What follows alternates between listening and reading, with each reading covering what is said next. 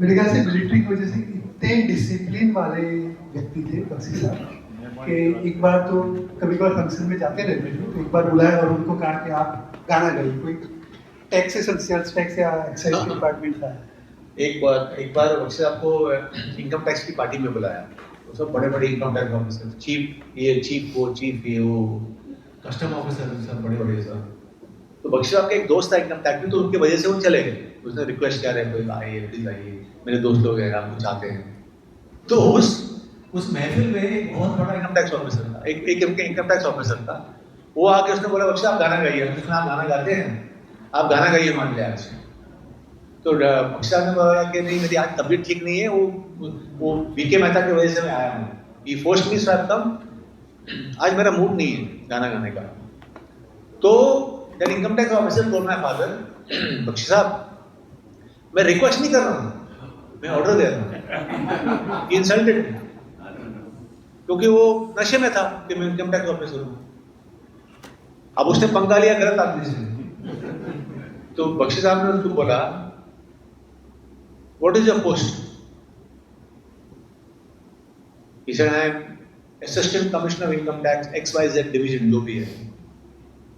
आनंद बख्शी ने उसको बोला कि तुम्हारे जैसे हिंदुस्तान में हजारों हैं, मेरा जैसा दुनिया में एक ही है। जिस दिन तुम दुनिया में एक हो जाओगे ना, आनंद बख्शी तुम्हारे कदमों पे बैठ के तुम्हारे लिए गाना गाएगा। Now I'm drinking, I'm having my whiskey. Don't come in front of me. Get out. तो जो आदमी हम्बल है ना, उसे पंगा नहीं लेने का, क्योंकि उसको पता है वो ग्रेट है। वो एक्सेप्ट नहीं करता है क्योंकि उसको ये है कि सरस्वती नाराज हो जाएगी। अगर मैंने ये एक्सेप्ट कर लिया कि मैं बहुत ग्रेट हूं, तो सरस्वती छोड़ के चली जाएगी मुझे, और मैं यहाँ सरस्वती की वजह से आया। लेकिन उनको पता है ना, अभी दुनिया आपको बोल रही है, तो you know somewhere you are great, you are doing great, but you don't want to accept it because you don't want to lose the blessing of Saraswati. So that is why these big people are humble, because somewhere they have this feeling कि नहीं, ये बहुत precious चीज है, इसको ऐसे उड़ाओ मत, ये गई तो गई, नहीं आती लौट के. फिलोसॉफिकली देखा जाए तो जितने भी गाने का रिकॉर्डिंग होता था, बुलाए थे कि आप भी साथ में रहिए, ले जाते थे, इनको क्या ट्रैवल अलाउंस, कन्वेंस अलाउंस मिलता है, क्योंकि इसमें पार्ट ऑफ द रूल आपको जाने के लिए दे दिए, तो कन्वेंस मिलता था एक्स्ट्रा, तो वो बांट देते थे ड्राइवर में, दूसरे लोगों में. तो उनके बच्चों में किसी से पूछा होगा, मिलता है ये पैसे को आप रख सकते हैं, क्योंकि आपने प्रोड्यूसर ने आपको दिए, आपको उनको देने की कोई जरूरत नहीं. तो बख्शी जी कहते थे कि कामयाबी के लिए केवल कुशलता है, कामयाबी के लिए सिर्फ अपना टैलेंट ही नहीं चाहिए होता है, दूसरों की दुआ भी चाहिए होती है. तो यदि दुआएं मुझे चाहिए, मुझे करना चाहिए, क्योंकि जब मैं पैसे बांटूंगा, ये लोग भी खुश होंगे, ये लोग भी दुआएं करेंगे, जैसे आप लोग बुलाते रहे कहीं ना कहीं, ताकि हमको उनकी भी दुकान चलती है, अपनी भी दुकान चलती है. तो I think it Shannon pass but super intelligent, supreme intelligence of another level, which nobody can teach you Harvard and IIM. और जो कुछ जो गाने जो मुहावरे बन गए हैं, तो ऐसा एक सुन लेते हैं जो मुहावरे बन गए, हम लोग भी यूज करते रहते हैं. 20 मार दिया जाए. और मेरे ख्याल से कार्यक्रम थोड़ा लंबा होगा, I think you are okay. अभी तो अर्चना जी भी बात कर रही कुछ तो लोग कहेंगे, लोगों का काम है कहना, छोड़ो बेकार की बातों में कहीं बीत न जाए रहना. कुछ तो लोग कहेंगे, लोगों का काम है कहना,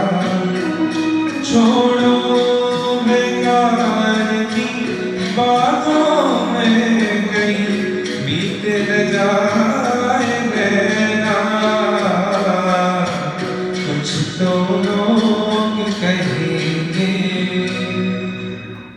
मेरे हिसाब से गाना जो हम सब में जो भावना है सीन में करनी, चाहे वो देवेंद्र भाई हो, डॉक्टर सुब्रत दास हो, या फिर मधु भाई हो, निर्मल भाई हो, डॉक्टर चिंतन भाई हो, जो कहते हैं कि लोग कहेंगे, लोगों पे काम नहीं करना, हम तो काम करेंगे, उसको ये समझ बताना है। ऐसे कई गाने हैं जो काम मुहावरे करेंगे।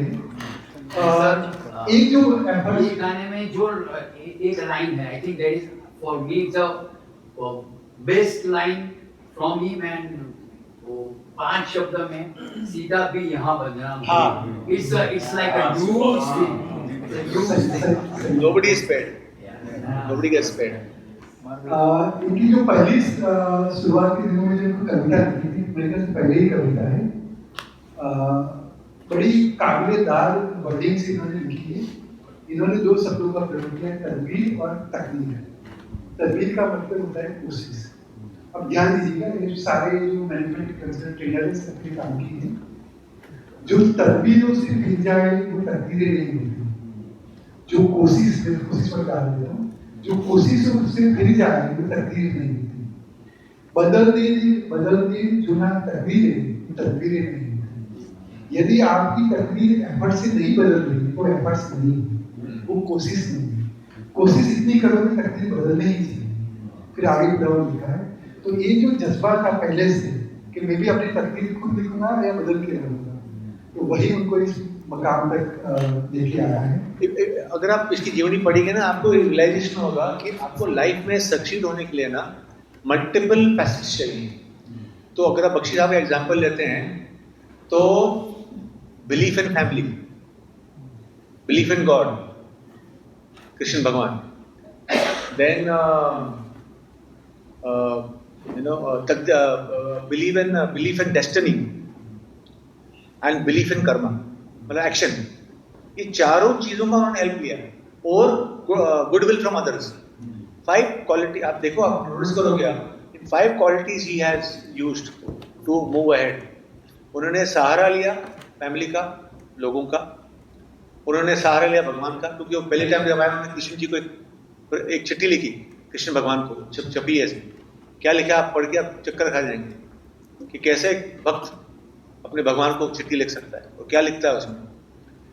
फिर तकदीर का, कि ये तकदीर में मेरे है, मेरे को मिलेगा ये, और नहीं मिलेगा तो मैं तदबीर से, एक्शन से बदलूंगा।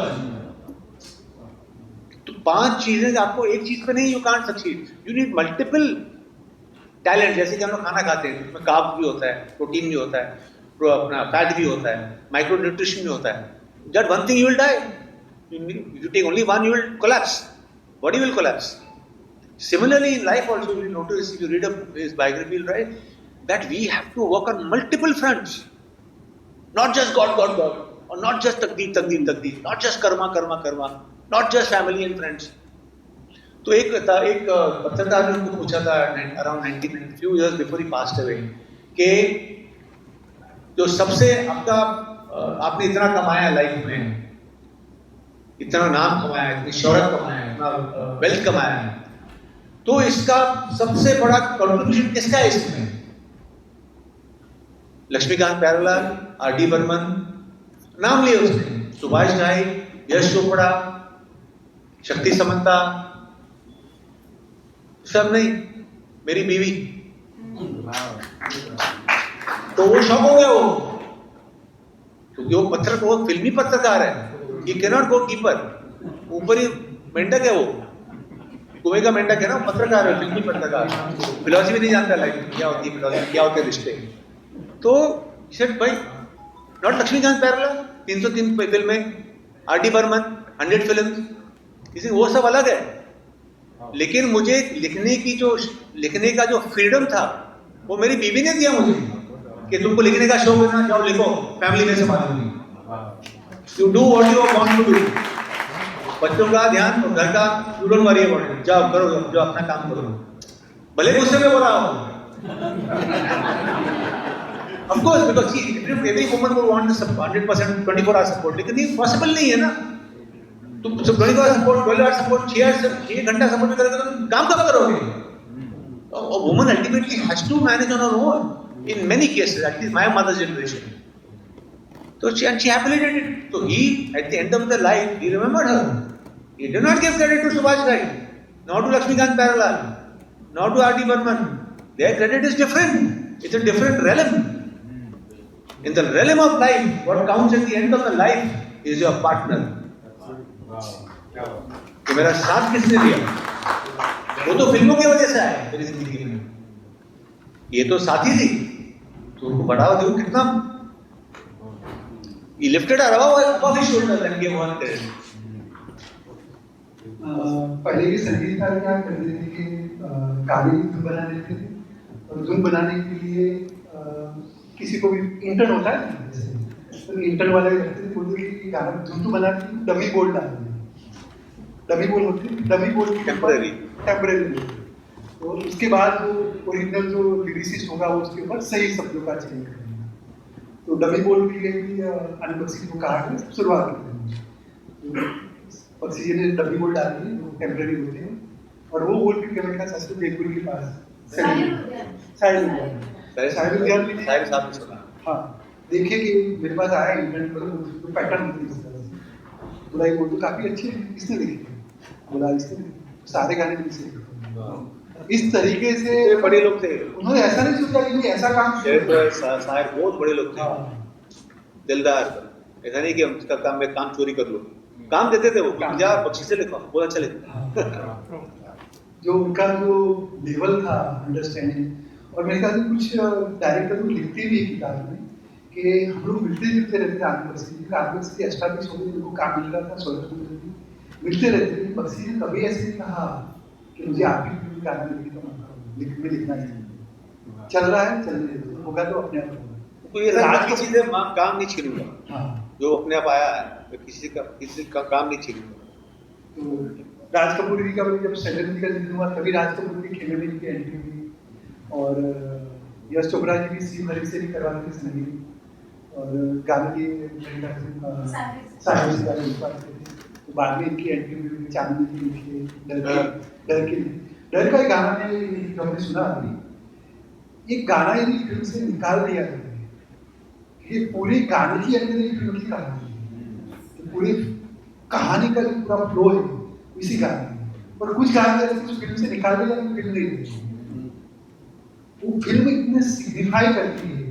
तो वो पूरा इनका जो लिखा हुआ है. एक गाना सुन लेते हैं, एक नंबर का गाना. मेरे ख्याल से क्विज हाउस के ऊपर भी बांट देते हैं, तो क्विज भी साथ में थोड़ा कर लेंगे क्योंकि नया तरीका फन रहेगा आपके लिए. एक एक ऊपर हर एक में बांट देते हैं. एक नंबर का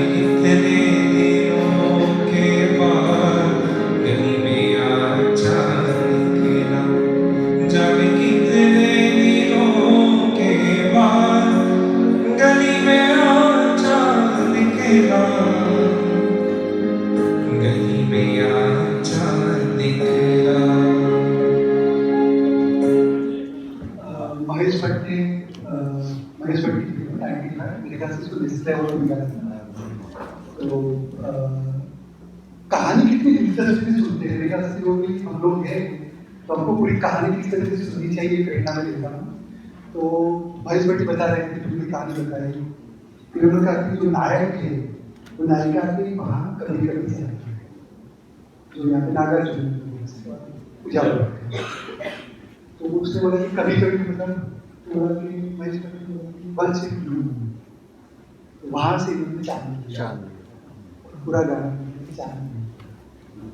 तो ये जो आर्ट ऑफ ऑब्जर्वेशन जो कहते हैं शब्द पकड़ के जो कहा जाए उस तरह की शब्द लिख के तो पूरी कहानी सुन, पूरी कहानी जैसे आपने गाना सुना और कहानी कभी कहानी नहीं सुनी का भी एग्जाम्पल दूसरा पता चलेगा कि इतनी हद तक भी कहानी सुननी चाहिए वो भी मानती नहीं। अंधा कानून का गाना है अमिताभ का हंसते हंसते रोना जिसको रोते रोते हंसना जितनी चाबी राम ने धरे इतना चल रही खेल।